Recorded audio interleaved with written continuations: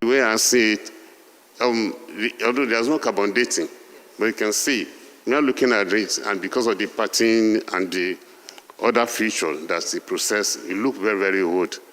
And it must be a priceless collection for us, and for us to get it back, it's gone a long way. For us, when objects are returned to their rightful place, you're not just restoring something that was stolen. You're restoring the pride and dignity of the people they were taken from in the first place. And that pride and dignity goes a long way in how those people not just view themselves, but how they view the world. My people, a moment nearly 130 years in the making just happened. The Netherlands has officially returned 119 Benin bronzes to Nigeria. Now, these aren't just artifacts. They're royal heirlooms, sacred objects, symbols of power, genius, and identity, looted in 1897 when British troops raided the Kingdom of Benin, torched the royal palace, and shipped its treasures across Europe like war trophies. And for more than a century, those treasures sat in European museums, stripped of contest, of culture, and consent. But now, some of them are finally coming home. This is the single largest return of Benin artifacts to date. It's happening at a time when global institutions are being forced to confront the crimes of empire, not just in textbooks, but in tangible, material ways. So today on The Breakdown, we're unpacking the significance of this moment, why it matters, what it changes, and what it doesn't. Because make no mistake, this isn't just about art. It's about power, it's about justice, and it's about who gets to tell the story of Africa's greatness and who has, for far too long, profited off its erasure. We're going to break it down. But first, a big welcome to all of our new subscribers and members. I'm so glad you're here. And if you're watching and haven't joined us yet, please consider this your personal invitation. Because here at Planet Genius TV, we're not just building a channel, we're building a home for global Black stories that are told with truth, with intention, and with care. And if that speaks to you, then be sure to hit subscribe and tap the bell for alerts. Also, consider joining our membership community or dropping a super thanks to support our channel. All right, now, let's get into it. 1997, colonial forces looted invaluable artifacts from the ancient Benin Kingdom, an act that severed a cultural and spiritual link between a people and their heritage. For decades, efforts have been underway to reclaim these stolen treasures. Now, under the administration of President Bola Tinubu, that long-fought battle is bearing fruit. This historic gathering marks the return of 119 artifacts from the Netherlands.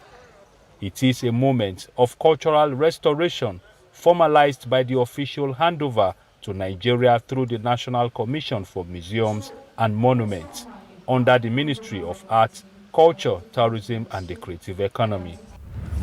So let's start with the headline. On June 19th, the Netherlands returned 119 Benin bronzes to Nigeria. These priceless cultural treasures had been in Dutch museums for decades, some since the early 1900s. Now, they're back on Nigerian soil. The handover took place at a formal ceremony in Lagos, organized by Nigeria's National Commission for Museums and Monuments, with traditional leaders, including the Oba of Benin himself, present to witness it. The returned pieces include intricately cast bronze plaques, sculptures of kings and warriors, royal regalia, and sacred items used in court rituals. All of them looted in 1897 during the infamous British raid on the Kingdom of Benin. But what makes this different from past returns? Well, scale and symbolism. This is the largest single restitution of Benin artifacts to Nigeria to date. And it didn't come from private collectors. It came from a European government acting through its national museums, backed by formal legislation. Today we celebrate the return of 119 Benin bronzes. And for us, it's said before, restitution is not just about objects or giving them back.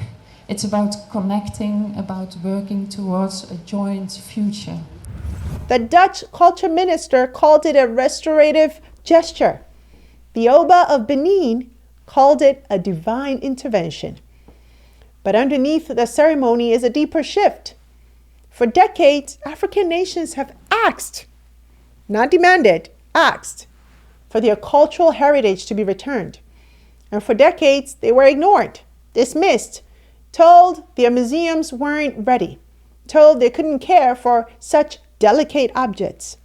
This moment flips that script. The Netherlands didn't just return objects, it acknowledged a theft. And in doing so, it joins a small but growing list of governments, Germany, France, Belgium, grappling with the legacy of colonial plunder in a real material way. But it also raises questions. Why now? Why just these 119 items? And what about the thousands of Benin bronzes that are still locked away in places like the British Museum, which has refused to give up even one? This moment is historic, but it's not the end of the story. Ever since the 1897 incident of arson and looting of the artifacts by the British colonial forces, my people were demoralized from the traumatic experience, which severely compromised our psyche, morale, and dignity. My forefathers, Oba Eweka II, Oba Akenzwa II, and Oba Ediawa, worked tirelessly to restore the pride and identity of our people, pushing for a return of these artifacts. So to understand why this moment matters, let's go back. Not just to 1897, but centuries before. Because the Benin bronzes weren't just looted artifacts. They were the living archive of one of Africa's greatest empires.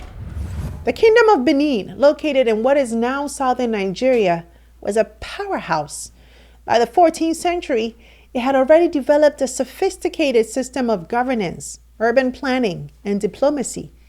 Its capital, Benin City, was renowned across the region and later across Europe for its order, architecture, and yes, its wealth. But what set Benin apart was its art. For centuries, Benin's royal court commissioned bronze and ivory sculptures that recorded the kingdom's history, not with words, but in metal. These pieces depicted kings or obas in elaborate regalia, queen mothers and warriors, diplomatic meetings, battles, rituals, and ancestral spirits. And the technique? The Benin bronzes were cast using the lost wax method, a practice that required advanced metallurgy and fine craftsmanship.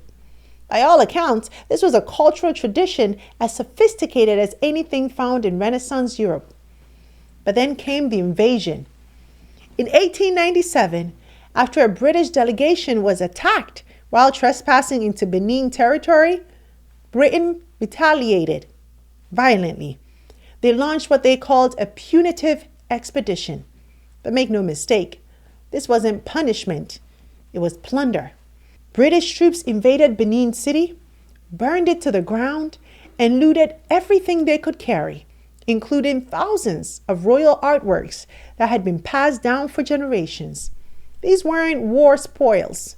These were objects stolen from a kingdom, a people, and a continent that had been systematically dehumanized by colonial ideology. After the raid, the Benin bronzes were just sold off in auctions across Europe. They ended up in museums, universities, and private collections in London, Berlin, Amsterdam, and beyond. No consent, no contest, no apology. For decades, Western institutions praised these objects as masterpieces while erasing the fact that they were taken by force. And that's the heart of the issue.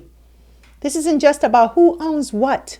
It's about who gets to tell the story, who gets to define what is art and what is sacred, what is heritage, and what is loot.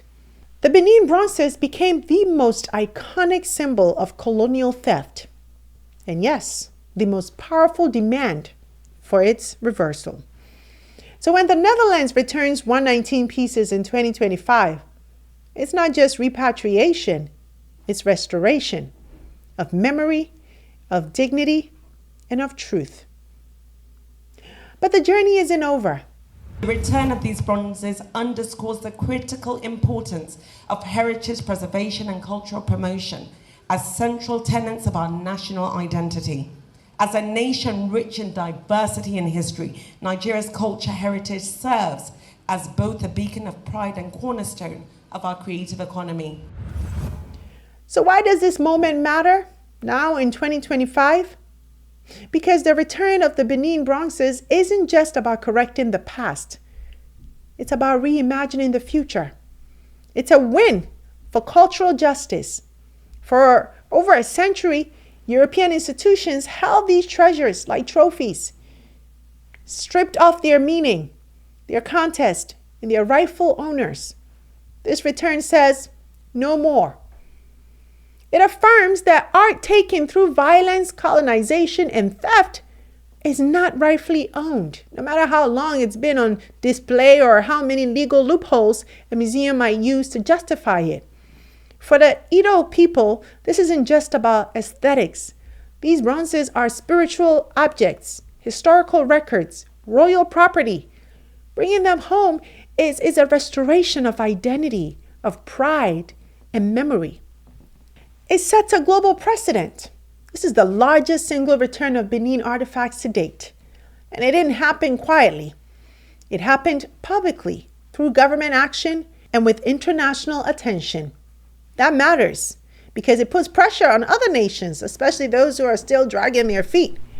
The British Museum alone holds over 900 Benin bronzes. To this day, it hasn't returned a single one. But as more countries like Germany, France, Belgium, and now the Netherlands step up, the excuses start to fall apart. This isn't just about morality anymore. It's becoming a norm. And norms, they create momentum. And we have to make sure that it continues to be the norm. Now take the case of Ashanti gold regalia from Ghana, right, which was looted in the 19th century. Last year, the British Museum loaned 32 royal gold and silver items back to Ghana for 6 years, but didn't return them. That's like breaking into someone's house, taking their heirlooms, and then giving them permission to display their own things back temporarily. It's absurd, and it underscores a troubling double standard. Now, Nigeria's case is no different. If the Dutch can return 119 bronzes, why can't the British Museum and others step up and reclaim moral authority by doing the right thing fully? And this moment redefines what museums are for. Because for too long, major Western museums treated themselves as the guardians of the world's culture, especially Africa's. They claim to protect what they helped destroy, to preserve what they looted. But that narrative is collapsing, isn't it? With this return, we're seeing a shift from hoarding to sharing, from ownership to partnership. And in its place, a new kind of cultural relationship can emerge, one that's built on equity, reciprocity, learning, yes, and repair. And this moment also puts Nigeria in a driver's seat. It signals a rising confidence in Nigeria's cultural leadership. Institutions like the planned Benin Royal Museum, the Museum of West African Art, are being designed not just to display these objects, but to reframe their meaning, train new generations of curators, and serve as global centers of research and dialogue. This isn't just about bringing artifacts home. It's about bringing an infrastructure where Africa can finally tell its own story on its own terms. So yes, this return is symbolic, but it's also strategic. It's a quiet revolution, reshaping how the world thinks about heritage, justice, and power. But the question now is, what comes next? Because the moment is here, but the movement, it's still unfolding. Of the 119 artifacts, 4 are currently on display here at the National Museum, while the rest have already been returned to the Oba of Benin, the spiritual and traditional custodian of these historic artifacts. This repatriation not only mends a wound in Nigeria's cultural fabric, but also ushers in a renewed era of cultural diplomacy and cooperation between Nigeria and the Netherlands. So the return of the 119 Benin bronzes is a major win, but it also reveals how much work is still ahead. Because returning art is one thing, but rebuilding justice around it, that's a much harder task. So let's break down some of the challenges ahead. Number 1, infrastructure gaps. Right now, Nigeria is racing to build institutions that can properly house and care for returned artifacts. We're talking climate-controlled museum facilities, security systems, conservation labs, trained curators, and cultural historians. Institutions like the Museum of West African Art and the planned Benin Royal Museum are promising, but they need long-term investment and global support to match the scale of what's being returned. Because these artifacts aren't just valuable, they're fragile. They've been housed in state-of-the-art European museums for decades. If we want to protect them for future generations, preservation must be as much a priority as repatriation. And number 2, ownership and access debates. And here's where it gets complicated, right? The Oba of Benin, the traditional ruler of the Edo people, has made it clear. These bronzes are royal property, not national or public assets. That raises difficult questions. Who controls these artifacts once they are home? Will they be accessible to the public? Will they be held by the state or by the palace? This debate isn't just about logistics, it's about legacy. It's about whether restitution leads to shared cultural empowerment or just re-centralization of power in new hands. Thirdly, not all museums are cooperating. Let's be real, not every museum is on board with this investment. While the Netherlands has returned 119 pieces and Germany over 1,000, others, most notably the British Museum, continue to resist full returns. They cite legal obstacles, national laws, or the idea that they're protecting universal heritage. But the truth is, you can't preserve culture by stealing it, no. There's nothing universal about holding someone else's history hostage, is there? Until these institutions begin to follow the lead of countries like the Netherlands, restitution will remain the exception, not the rule. Number 4, public engagement is still lacking. Even in countries receiving returned artifacts, there's often a gap between the elites managing the process and the people whose heritage is at stake. Repatriation must be accompanied by public education campaigns, transparent exhibition strategies, community engagements in how these objects are displayed. Because if the people aren't part of the process, what are we really restoring? So yes, the return is a milestone, but it's also a mirror. It reflects the deeper work that we still need to do to turn repatriation into a true platform for healing, storytelling, and rebuilding power on African terms. On this Benin Bronze Memorial's head, Oba Benin Memorial, I don't know the specific Oba this one belonged to. But at the same time, I'm really tripped because the way I see it, although there's no carbon dating, but you can see, we are looking at it, and because of the pattern and the other feature that's the process, it looks very, very old. And it must be it's a priceless collection for us, and for us to get it back, it's gone a long way. Now, the return of the Benin bronzes from the Netherlands is not the end of a story. It's the beginning of a new chapter. Because what happens after these artifacts land back in Nigeria is just as important as the return itself. So, what does that look like? Well, here's what needs to happen next. Number 1, we need to push for more returns at scale. This moment should light a fire under every African government, cultural institution, and civil society group. There are still thousands of stolen African artifacts that are sitting in museums in the UK, France, Belgium, and the US. The question is, who's next? If the Netherlands can return 119 objects, then others sure can too. But it won't happen without pressure, policy, and persistence. 2, we need to invest in infrastructure and people. Africa's museums can't be an afterthought.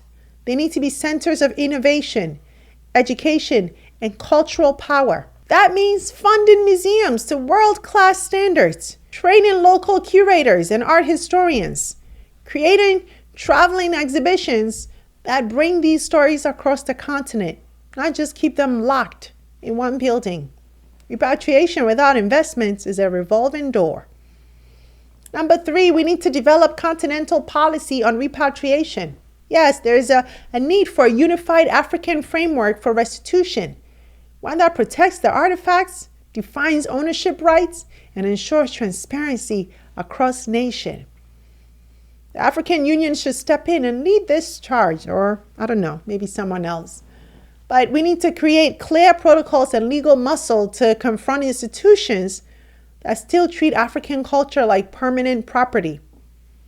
Number 4, let's make the people part of the process. This must be bigger than ceremonies and museum displays. It has to be about reconnecting communities to their history and to each other.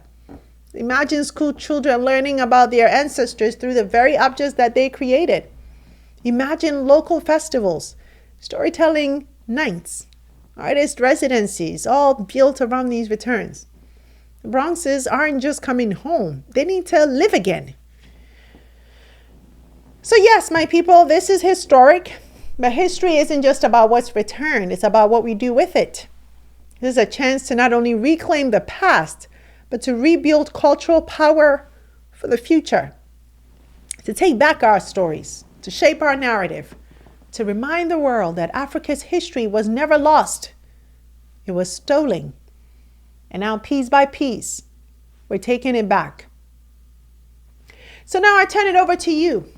What does this moment mean for Africa? Should African governments be doing more to pressure European countries to return what was stolen? What will it take to make this the rule and not the exception? Let me know in the comments, and let's have this conversation together.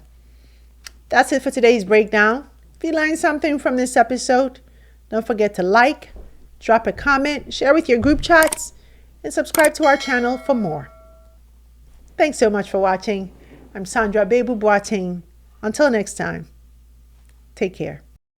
Hey you! Thanks so much for watching this episode. I hope you enjoyed it, and if you did, don't forget to subscribe and join the family.